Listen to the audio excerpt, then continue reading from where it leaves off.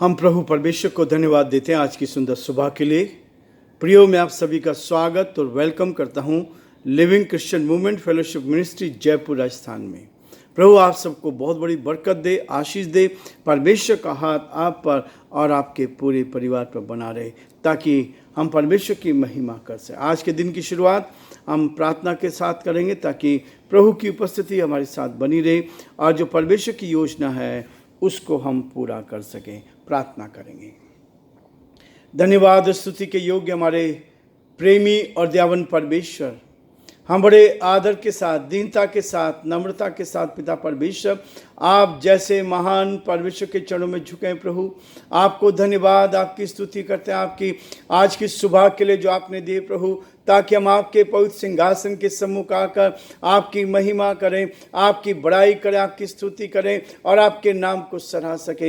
हे दयालु, हे सामर्थ्य विश्वास क्योंकि परमेश्वर, हमारी आपसे प्रार्थना, आपसे विनती है, आज दिन भर हमें संभाल, आपका हाथ हमारे साथ बना रहे। हमारे सभी श्रोताओं के लिए, सारे भाई बहनों के लिए हम प्रार्थना विनती करते हैं, हर एक की मदद कर, हर एक को अपने हाथों में ले, अपनी उपस्थिति, अपनी निकटता, अपने प्रेम के एहसास दे प्रभु जी। हम बड़े आदर के साथ हमारे देश को आपके हाथ में सौंपते हैं, हमारे प्रदेश राजस्थान को आपके हाथ में सौंपते हैं, यहाँ के मुख्यमंत्री पर आपकी आशीष चाहते हैं और प्रार्थना विनती करते हैं प्रभु, आपकी सुरक्षा और कदम पर बनी रहे। बड़े आदर के साथ हम सभी को आपके हाथ में सौंपते हुए इस विनती को अपने प्रभु, अपने धारकर्ता यीशु मसीह के नाम से मांगते हैं, आमीन।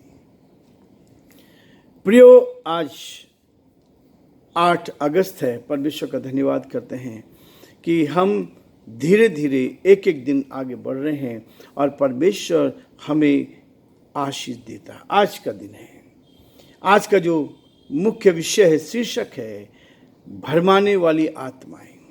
2 तरह की आत्माएं होती है, एक भरमाने वाली आत्मा है और एक पवित्र आत्मा है, जो हमें मार्गदर्शन करते, जो हमें आगे बढ़ाते, जो हमारी रक्षा करते, मदद करते। इसलिए आज परमेश्वर का वचन कहता है, पहला यूहन्ना उसका 4 अध्याय 1 पद में कह रहा है, हर एक आत्मा की प्रीति ना करो, हर एक आत्मा की प्रीति ना करो, वरन आत्माओं को परखो कि वे परमेश्वर की ओर से हैं कि नहीं।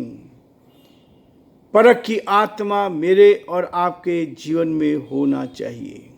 परमेश्वर की आत्मा जब आएगी, परमेश्वर आपके जीवन को बदल देगा, बुराई आपके अंदर से जाएगी और परमेश्वर चाहता है कि हम उस सच्चाई को लेकर आगे बढ़ते जाएं।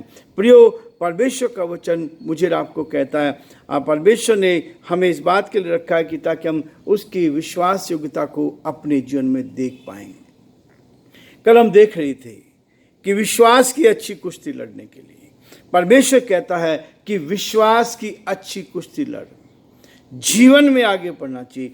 और इस बात के लिए पौलुस ने बार बार कहा है कि मैं इन सारे जोखिमों से तुझे बचाना चाहता हूँ। आज मैं 14 पद से आपके सामने पढ़ना चाहता हूँ।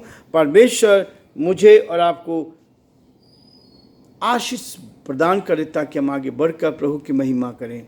कि तू हमारे प्रभु यीशु मसीह के प्रकट होने तक इस आज्ञा को निष्कलंक और निर्दोष रखे, जिसे वह ठीक समय पर दिखाएगा, जो परम धन्य और एकमात्र अधिपति और राजाओं का राजा और प्रभु का प्रभु है, और अमरता केवल उसी की है, और वह अगम्य ज्योति में रहता है, और ना उसे किसी मनुष्य ने देखा और ना कभी देख सकता है। उसकी प्रतिष्ठा और राज्य युगान युग रहे, आमीन।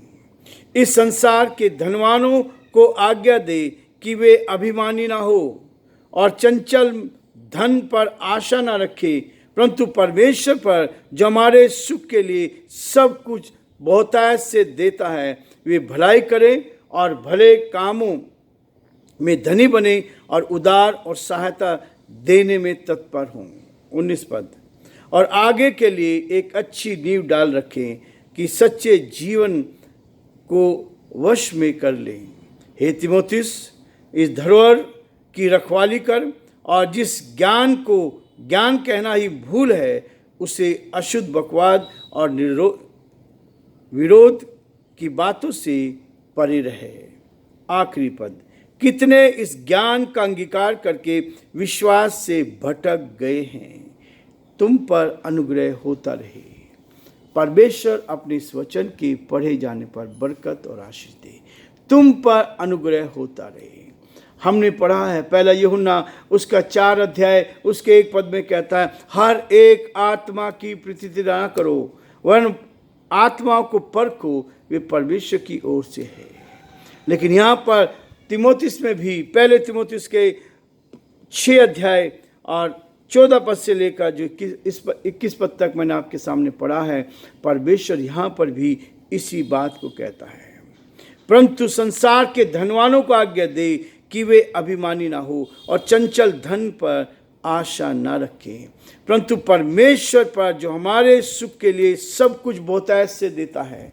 परमेश्वर हमारे लिए सब कुछ करता है, परमेश्वर हमारे लिए सब कुछ देता है। और जब आप उसके साथ रहते हैं तो भरमाने वाली आत्मा जरूर आपको परेशान करने की कोशिश करेगी। शैतान 2 पावर इस संसार में काम कर रही है जो दिखते नहीं है। आत्मा 2 तरह की आत्मा है, एक अशुद्ध आत्मा शैतान की आत्मा, एक पवित्र आत्मा ईश्वर की आत्मा। ईश्वर ने आपको बनाया है, वो आपसे प्यार करता है और वो चाहता है कि आप उसकी आत्मा से भर जाएं। संसार में सबसे अच्छी बात यह है, यदि आप ईश्वर की आत्मा को जो उसने आपके अंदर डाली है उसको शुद्ध रखते हैं, पवित्र रखते हैं, तो आपकी आत्मा शुद्ध होगी और आपके विचार शुद्ध होंगे। आप अच्छा जीवन जिएंगे। आप अपने जीवन में दूसरों की भलाई के लिए हर कदम पर आगे बढ़ते जाएंगे। परमेश्वर कहता है मेरे और आपके जीवन में कि हम परमेश्वर के साथ क्या करें, एक दूसरे यीशु का सुसमाचार कोई और आत्मा से सतर्क किया जाए। किसी दूसरे सुसमाचार पर विश्वास ना करें। परमेश्वर का वचन है, सत्य को जानो तो सत्य तुम्हें आज़ाद करेगा। पहले ही से वो सावधान रहने के लिए कहता है कि पहले से जैसा हमने सीखा है हम परमेश्वर के साथ बने रहें। परमेश्वर की आशीष को ये वचन हमारे सामने है, ये संविधान जो हमारे सामने बाइबल का है, इसको हम लेकर चले। परमेश्वर इसके अनुसार हमें आगे बढ़ाएगा। ऐसा प्रतीत होता है जीवन में, हम कई बार ऐसा सोचते हैं, ऐसा विश्वास करते हैं कि झूठे भविष्यवक्ता और झूठे शिक्षकों की संख्या परमेश्वर के सच्चे सेवकों से अधिक है। ये वास्तव में इस बात को हम देखते हैं और इस बात को हम पढ़ते हैं, क्योंकि परमेश्वर का वचन हमें बार बार इस बात के लिए कहता है कि हम क्या करें, परमेश्वर पर भरोसा रखें। और पौलुस के ने अपने उपदेश में हर एक झोंके और उलझाने और इधर उधर घुमाने वाली लहरों की चर्चा की है। वो कहता है उलझाने वाली बातें, लहरें आएंगी, समस्या आएंगी, परेशानी आएंगी, इन सब से वो अपने आप को बचाने की कोशिश करता है। और विभिन्न प्रकार की आत्माएं नए नियम की कलीसिया में भी थी, सेवकों के मध्य से में कार्य करती है, सेवकों के मध्य कार्य करती है। इसलिए इफिसियुस का 4 अध्याय 11 पद में पौलुस कहता है, हम झूठे प्रेरितों, झूठे भविष्यद्वक्ताओं, झूठे प्रचारकों और झूठे चरवाहों और झूठे शिक्षकों के विषय में पढ़ते हैं। झूठे शिक्षक, झूठे उपदेशक, झूठी बातें, झूठ का प्रचार करने वाले, झूठ बातों पर चलने वाले आज बहुत सारे लोग हैं। लेकिन परमेश्वर कहता है आत्मा से भर जाओ। जैसे जैसे हम अंतिम दिनों के अंत में पहुंच जाएंगे, वैसे वैसे ही भरमाने वाली आत्मा अति सक्रिय होती जाएगी। भरमाने वाली आत्मा रोज हमें परेशान करने की कोशिश करेगी। परमेश्वर कहता है, इसलिए प्रियो, परमेश्वर का वचन मुझे और आपको इस बात के लिए प्रेरित करता है कि हम उसके साथ साथ आगे बढ़ते जाएं और जो परमेश्वर की इच्छा है उसको पूरा कर सकें। इसलिए परमेश्वर का वचन यहाँ कहता है कि तू हमारे प्रभु यीशु मसीह के प्रकट होने तक इस आज्ञा को निष्कलंक और निर्दोष रखे। परमेश्वर ने जो आज्ञा दी है, परमेश्वर ने वचन दिया है, इसको लेकर हम निर्दोष पाए जाए। परमेश्वर की आत्मा जब हमें परखे तो हम साफ सुथरे पाए जाएं। आत्मा साफ हो, हमारी आत्मा शुद्ध हो। और जब आत्मा शुद्ध होगी तो जिसे वह ठीक समय पर दिखाएगा। परमेश्वर का समय है और हम बार बार कह रहे हैं कि बहुत ही जल्दी बड़ा कार्य होने जा रहा है। यीशु मसीह संसार में आने वाला है। जो भयंकर बातें घट रही है, लोग बेईमानी कर रहे हैं, झूठ बोल रहे हैं, गलत काम कर रहे हैं और सब कुछ अपने वश में करना चाहते हैं, लेकिन परमेश्वर का हाथ छोटा नहीं है। वो आज भी सब कुछ बदलने वाला है। एक झोंके में सब कुछ बदल सकता है, एक उसमें बदल देता है, लेकिन वो चाहता है कि लोग उसको जाने, पहचाने, संगति में आए, परमेश्वर की निकटता का एहसास करें। इसलिए लोग सच्चाई को पाकर भी, ठीक होकर भी दुनिया में वापस चले जाते हैं। बहुत सारे लोग ऐसे आए जो बहुत दुखी थे, बहुत पैसा खर्च कर लिया, उसके बावजूद भी दुनिया में चले गए। परमेश्वर कहता है कि हम एक दूसरे को प्रोत्साहन करें, एक दूसरे की मदद करें, एक दूसरे को परमेश्वर में उठाते जाएं। और वो कहता है, जब आप उसको कहता है, और अमरता केवल उसी की है। हमेशा तक ही परमेश्वर का वचन स्थिर रहेगा, प्रभु हमेशा तक स्थिर रहेगा और वो अमर होगा। और इसलिए इस बात को कहता है, और वह अगम्य ज्योति में रहता है और ना उसे किसी मनुष्य ने देखा है और ना कभी देख सकता है। हम उसको यदि हमें देखना है तो अपनी आत्मा को शुद्ध करना है। यदि उससे बात करनी है तो हमारी आत्मा शुद्ध होनी चाहिए, और आत्मा शुद्ध है तो आप बड़े कार्य जीवन में कर सकते हैं। इसलिए प्रियो, परमेश्वर का वचन कहता है, उसकी प्रतिष्ठा और राज्य युगानुयुग रहेगा। आमीन।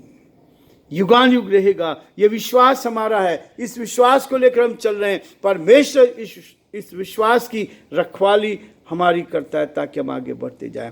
इस संसार के धनवानों को आज्ञा दे कि वे अभिमानी ना हो। धन का लोभ सब प्रकार की बुराइयों की जड़ है, और कई बार धनवान होने के बाद हम घमंड से भर जाते। अभिमानी ना हो, चंचल धन पर आशा न रखे। ये धन तो आज आपके पास है, कल दूसरे के पास होगा। ये चंचल धन है। हम जिस धन को प्राप्त करने के लिए सब कुछ बुरा करने की कोशिश करते हैं, लेकिन ये चंचल धन है। इस धन पर क्या ना करें, आशा ना रखें, परंतु परमेश्वर पर जो हमारे सुख के लिए और सब कुछ बहुतायत से देता है। जिन्होंने उसकी ओर दृष्टि की, उन्होंने ज्योति को पाया। परमेश्वर सब कुछ का ये वचन हमें कहता है, वे भलाई करें और भले कामों में धनी बने। धनवान बनना है तो भलाई में बने, और यदि भलाई करने में धनवान बनते हैं तो परमेश्वर कहता है, और उदार और सहायता देने में तत्पर हैं, और आगे के लिए अच्छी नींव डाल रखें कि सच्चे जीवन की आशा में कर लें।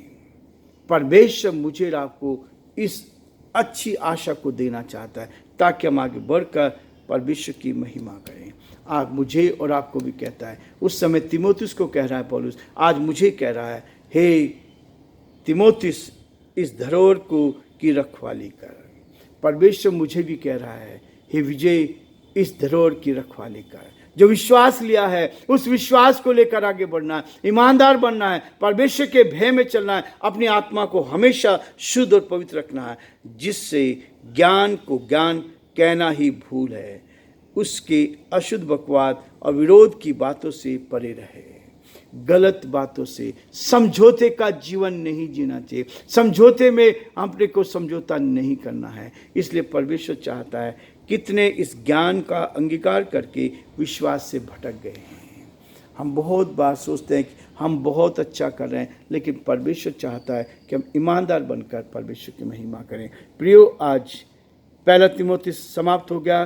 कल हम दूसरे तीमुथियुस का अध्ययन शुरू करेंगे। परमेश्वर आप सबको बहुत बड़ी बरकत दे, आशीष दे।